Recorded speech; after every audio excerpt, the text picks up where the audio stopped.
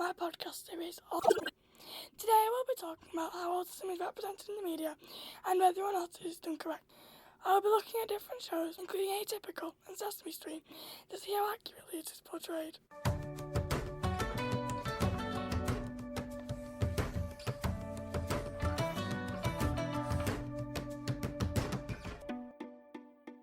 Many different shows and movies have tried to tackle the topic of autism.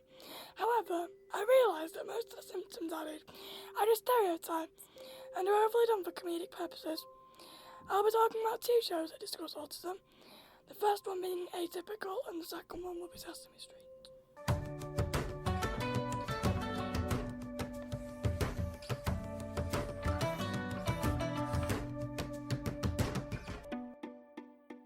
Atypical is a show that currently has 2 seasons out on Netflix. The show centres on an 18-year-old with autism, Sam Gardner, who wants to start dating. It should be said that the main actor who portrays Sam is not on the spectrum, which immediately creates an issue. Because the main character's actor is not actually on the spectrum, most of the symptoms that Sam shows are over the top and exaggerated. An example of this is when Sam talks without filtering what he says. Although this is very common for autistic people, Sam does it in almost every episode, with almost every line he says. There are some things that are portrayed accurately throughout the show, such as Sam's obsession with penguins, which is brought up many times throughout the show.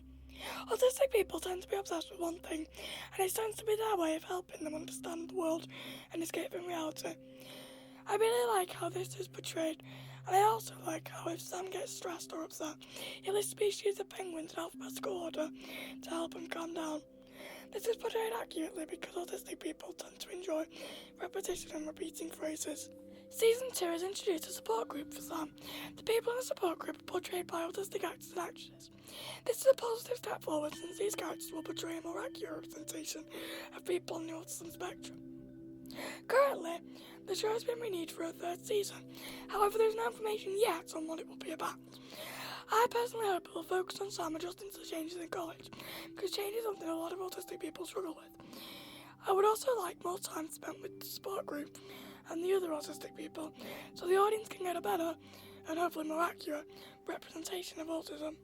Overall, although this show does show many stereotypes of autism, I think it portrays some of it correctly, and I'm glad that they are now introducing more people on the spectrum into the show. The second show I would like to talk about is Sesame Street.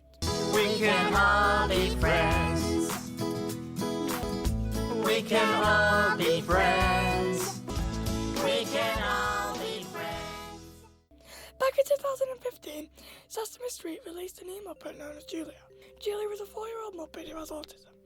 This kind of representation in a children's show is very important, since Sesame Street's purpose is to educate young children as young as 3 years old about the world. Julia is first introduced on the screen in 2017 in an episode appropriately called Meet Julia.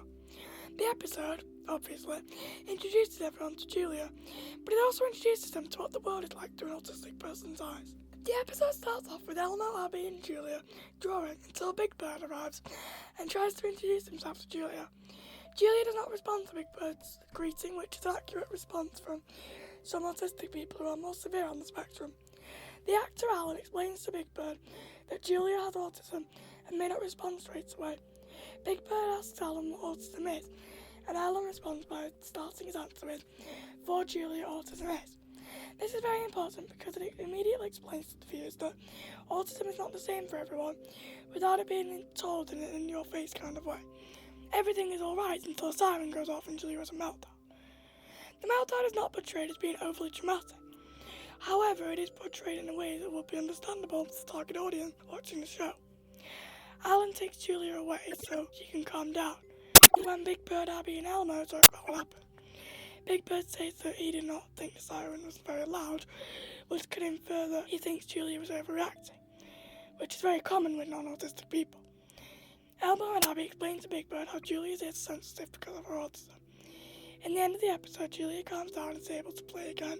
In 2018, Sesame Street had a parade called Macy's Thanksgiving Day Parade, which Julia attended.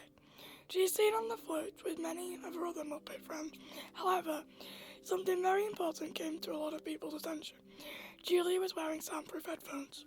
Again, this is extremely important for autism representation because it is very realistic for autistic people to dislike loud noises, so they tend to wear headphones or ear defenders to block out the sound.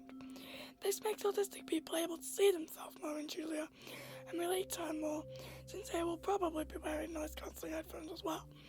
This will also, hopefully, make non-autistic people more aware and understanding of people with autism. Overall, I think this episode is very important to educate people about what autism is. I feel like it is very important to educate young people about this very misunderstood condition. I also feel like Sesame Street portrays autism in a more accurate way than Atypical does.